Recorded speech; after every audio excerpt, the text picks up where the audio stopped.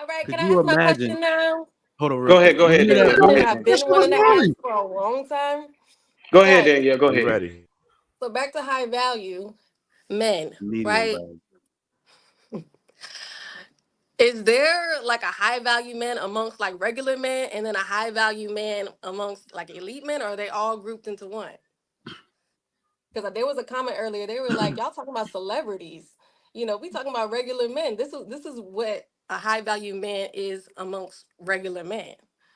But is it? My question is, I'm thinking y'all talking about everybody. So is it different or This not? is amongst everybody, amongst all men, Okay. celebrity or not, it don't matter. You can be a celebrity and Okay. not be a high value man.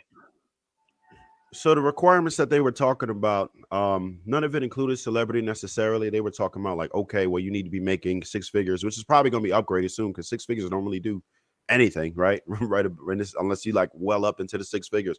But that was one of the points. But this was, derived in the 80s, so that was part of it. And then, are you valuable to society? Are you appreciated amongst your peers? Are you in demand? Those are all the type of things that they were talking about. So, but none of it included celebrity. They did include some sort of status, even if it's at least, locally, you would have some type of status.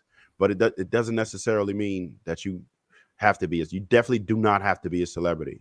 A celebrity could be a high value man, and sometimes men that are celebrities get thrown into high value with the cheat code without having necessarily all the attributes necessary. Like we were talking about earlier, with a dude which in this particular case would have been overweight. Whereas we tell regular guys, look, if you want to be desirable, you want to be high value, you need to get in the gym.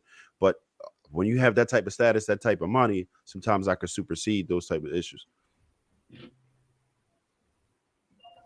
So all the things And Does that that this. make and any that's the sense? Oh, go ahead. That's like, yeah, that's like the abridged version. That's not the, that's just like a crash course. it's also about a Because I network didn't want to be long you can winded. have too. It's about a network you can have too, like a network. Like I might be like, for example, Trev runs a company out in Dallas, Texas. I have enough power to go into my wallet and pick up his card and call him, hey, so look, hey, look, I got a couple of guys that's coming down there that's moving in their families. I need you to hire them, give them a position so they can work there and earn a living. And you're like, okay, cool. You can do me that favor, I'll do you that solid. You know what I'm saying? And then they hit me up on the back, shit like that. And we have a network where we can use our resources and pull them together to be generous to one another in a way that we can help other people grow and level up and stuff. So it depends on the guy's situation. Like if he's making a certain amount of money, or if he reaches a certain status, he doesn't have to have like other things that Shannon listed. Like he doesn't have to have like a mastermind group for other people validating him and stuff like that. Like if he has a great podcast, so to speak, and makes a certain amount of money, he's still considered high value if he doesn't have those other things. Well, you would most definitely need people to vouch for you. Usually, high value men have other people to vouch for you to confirm that, hey, look, this guy checks off X, Y, and Z. He's not a fraud, so to speak. I've seen Mm. his body of work. I've witnessed it. I've experienced it. I've benefited from it. So you got a lot of guys that will call themselves high value men or this whatever, but they don't even. Nobody knows their life. Nobody knows their lifestyle. Nobody knows how much they make. Nobody knows their network. So all they can do is go off of hearsay. So it's important to have somebody to point to you like, yeah, that guy is this. Look, I have the receipts. Yeah, I don't know, man. The high value thing is extremely.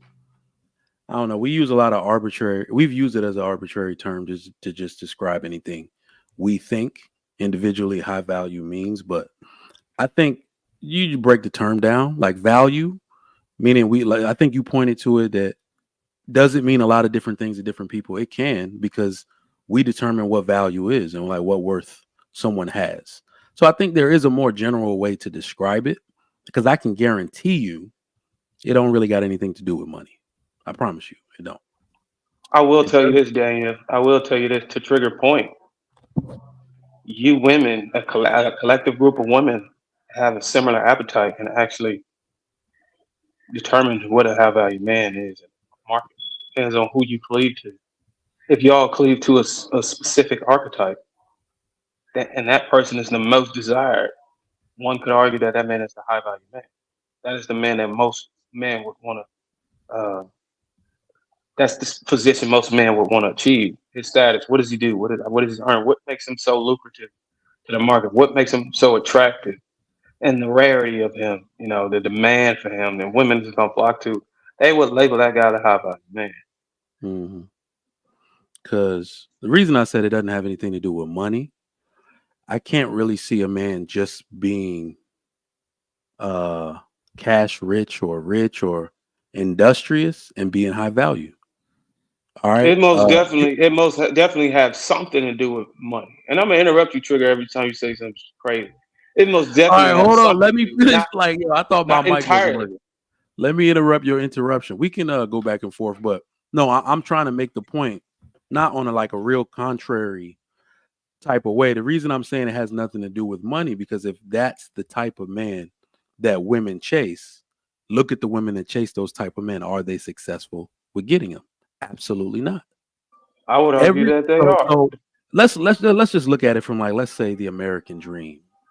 The American dream was to get married, I think, own a home, have a 401k, save enough money for retirement, put your kids through college. What woman, let's say, is getting a man that can end up doing that for her? He didn't make much money when she met him, more than likely. She got with him early. They both probably worked until he was well endowed enough to take over the bills by himself. They got a home. The children got out of daycare. They got more cash flow. He advances in position. Next thing you know, he's 35, 40 years old. He's a multiple six-figure earner. They got one business. They have 2 investment properties, so on and so forth. That, to me, is actually the average guy. That's the average guy. He has the love of his community, the love of his children. He's morally grounded. Those men put together, right, make up most of the revenue that pays for the activities in these communities and all the kids and all of that. That's actually what high value is. But all women, I think most women anyway, are waiting at the finish line for one archetype of dude that doesn't serve all of those purposes. They only serve one. My proof of this is that, did you know the richest men are the worst fathers?